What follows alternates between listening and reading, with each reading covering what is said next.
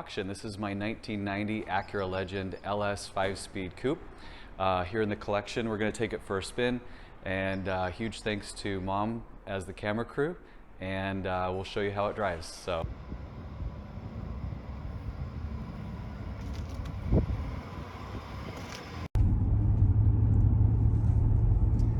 All right, welcome to the road from the 1990 Legend. We'll just get around the block here and introduce you to the driving dynamics. Again, this is a 32-year-old car with 256,000 miles on it, so it's not got new car smell, although the leather is fresh, so there's a little bit of that. It's a 5-speed manual, 2.7 liter V6, and this car's been in Arizona since it was new, so very rust-free body and undercarriage. And in fact, I've been in email connection with the original owner, so there was one in-between person who I picked the car up from, but besides that, it was under the original owner's ownership for about 30 years. So a family-owned and well-maintained car with lots of records.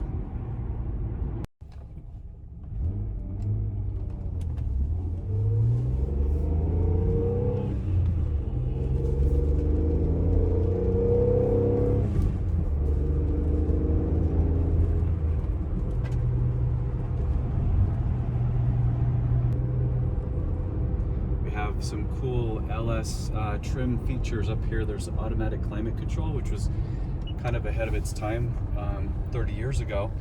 And aside from the temperature selector gauge here, you can pop open a little manual display panel here, and you can modify your fan speeds and things like that. There's also, obviously, for the LS, you have the trip computer. So this takes different readings, including engine oil, washer fluid, coolant, gives you data on your next service due. I don't really rely a heck of a lot on this, but it's kind of cool technology for its time. It's obviously set to the wrong time because it's not 1:05 a.m., but you get the idea. We'll just cruise up here, go through the gears a couple times, and show you how it sounds and feels.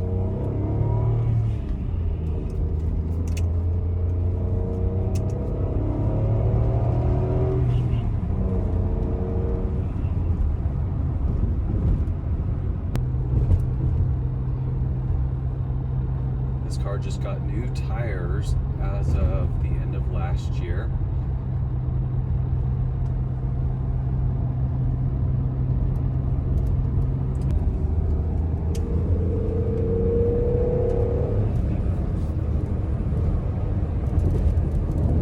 Electronics wise, everything in here is good to go, except the Bose radio is pretty faint. You can kind of hear a whistling when you turn it on.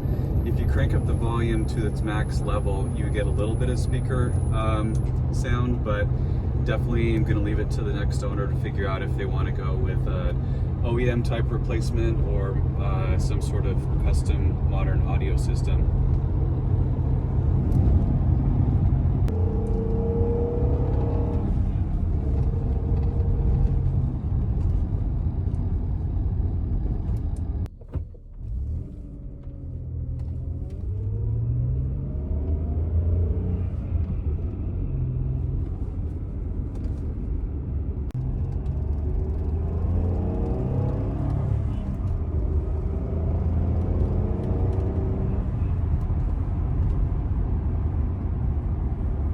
Anyway, thanks for coming along for the ride. The next thing I will do is take you to just a static parking lot where I'll do a little bit of a walk around on sort of nuts and bolts of the car up close and personal. And let me know if you have any questions. Thanks. And welcome back. I hope this is an okay spot to do a quick exterior walk around on the 1990 Legend. This is a very clean survivor. This is the last year for the first generation Legend. This LS Coupe is the highest trim level for the year, which came with some pretty unique stuff in G1 Coupe terms. There was a unique hood for this particular year. Also, the color match side view mirrors. and the little lip spoiler for the LS trim only. In addition to, you'll notice the red clear taillights as opposed to the turn signal portion being amber as it is on the 1987 through 89 models.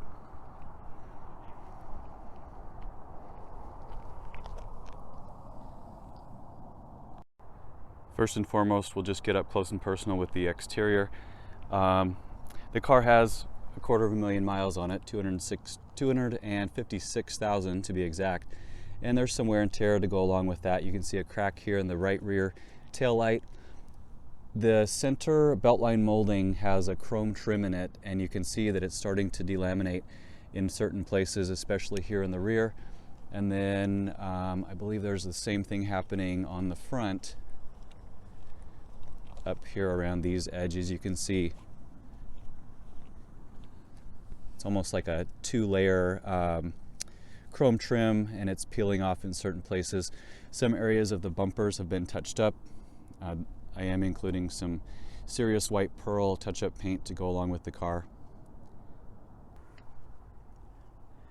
So all of the upper surfaces on the car show some sun damage, especially here on the rooftop. You can see the clear is to the point where it's completely missing in certain areas, and really, to make the car picture perfect, the top portions should probably be redone, but it looks great from a distance for now.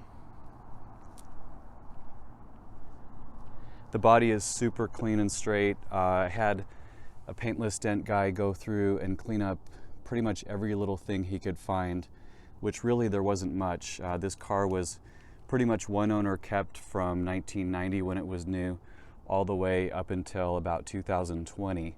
So definitely was kept and preserved long term by just one family. As an Arizona car, one would expect to be rust free. That is definitely the case here. These Legends are kind of notorious for getting issues here in what's referred to as kind of the dogleg area, as well as in the gas cap filler door. So I'll pop that open and give you a look at that real quick. And there's what we're looking like in here. Not much to discuss. There's a power operated trunk release, so we'll go take a look out back.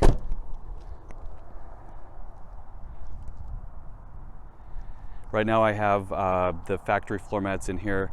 I did power wash them once, but you can see they're pretty stained. I almost threw them away, but I thought they're definitely original. They even have, one or two of them have the actual genuine accessories tag on it. So I thought, well, somebody might want those.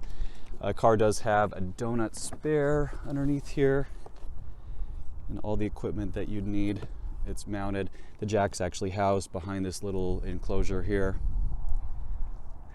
VIN tags are present everywhere they need to be. What's interesting is they did VIN tags on this Gen 1 Legend, but my Gen 2, none of my Gen 2s have had them, so it might have been a gap there in terms of what they decided to do for tagging.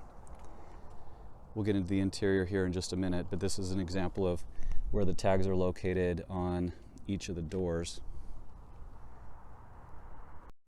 I rotated the car around so we get the driver's side now in a little bit better light.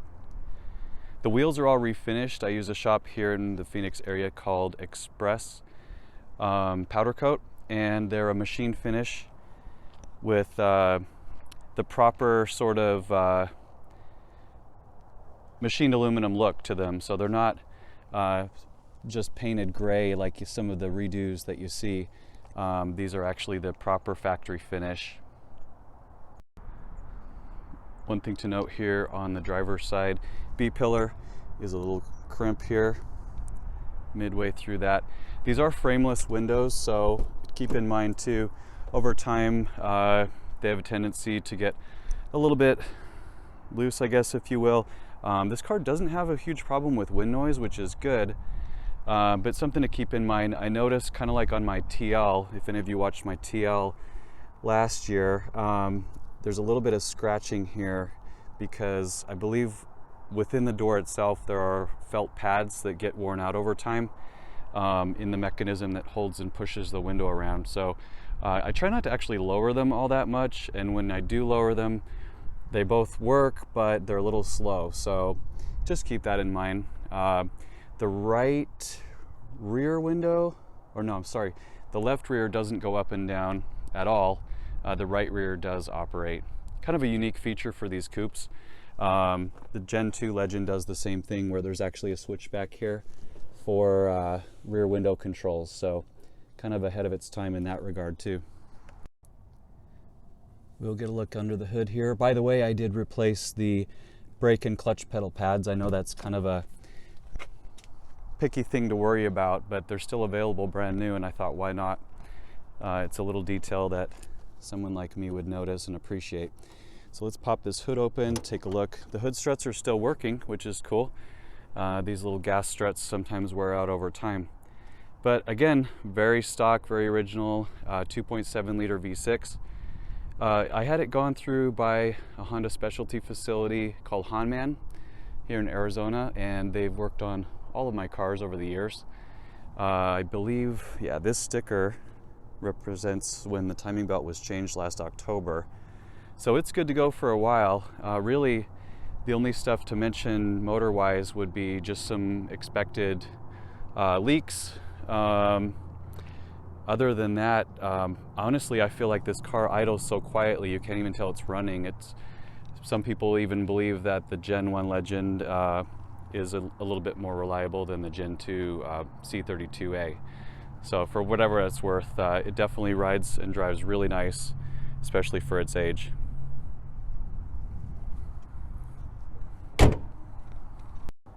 We'll move on to the interior here just to talk about it for a second. I believe at some point over time the seat belt was closed in the door, because you see some chipping here in the door jamb itself. There's the VIN sticker. This is, again, Sirius white on ivory. The upholstery up front is brand new with full leather. I had a local shop go through it and repair basically everything that you see here, with exception of the door panels didn't need to be done and the center console didn't need to be done. One thing on these G1 Legends that's notorious for breaking are these little doors or pockets rather, in the door panels, and they're both intact here, as well as the center console one works great. Oops, watch me break it now. And I'm going to include this with the sale. Paula Abdul, just for kicks. You can have her. On the interior though, the burlwood trim has some cracking in the clear coat. So I've seen people refinish those in the past. Not something I wanted to attempt to do it myself on this one quite yet, so I'll leave that up to you. But yeah, very large analog gauges for ease of visibility. Your moonroof control is here. It has audio control here. As I mentioned in the driving video, the audio system is not up to par right now, so something to address. And the floor mats in the car today are actually out of a Gen 2 Legend. They're Type E. I'll go ahead and include them with the sale just because they're in slightly better shape than the original ones that I showed you in the trunk. Let's get into the passenger side real quick.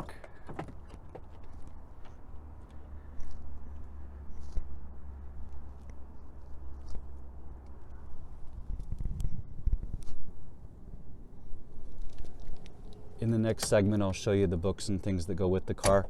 So as of right now, I don't have the owner's manual sitting in here.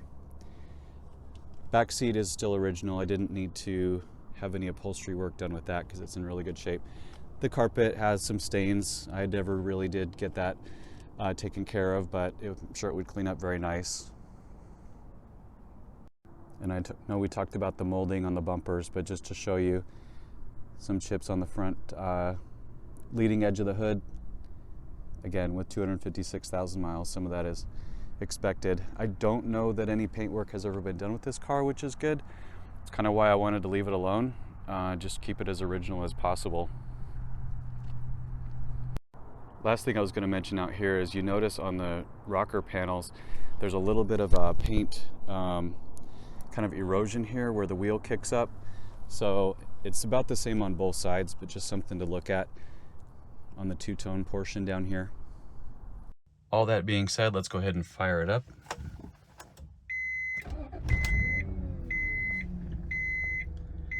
So something to keep in mind with this trip computer, let me see if I can zoom in here. About once in every 2 or 3 starts, it'll give an error with the system check light up there. Let's see if I can zoom on that. That corresponds to engine oil level. Now I've confirmed that oil level is fine. I've heard of this happening on quite a few Gen 1 computers or Gen 1 Legends with the computer. So you can just bypass all the other fluids, show okay, but I don't know what that glitch is with the oil level because the oil level is fine. So technology from 1990, or rather 1987 when this came out. There's a cool little pocket up there for whatever you want to put in there. There's a little tray here underneath the Bose radio, as well as, get back in there, ashtray. And then a second little compartment that you could use for coins or whatever. And like I showed on the driving video, this is your little panel to manually override some of the climate control features. It does have a power operated antenna that's not working right now. The antenna's in place and clearly it's getting stations. It just doesn't manually or automatically go up and down. Here's operation of the sunroof.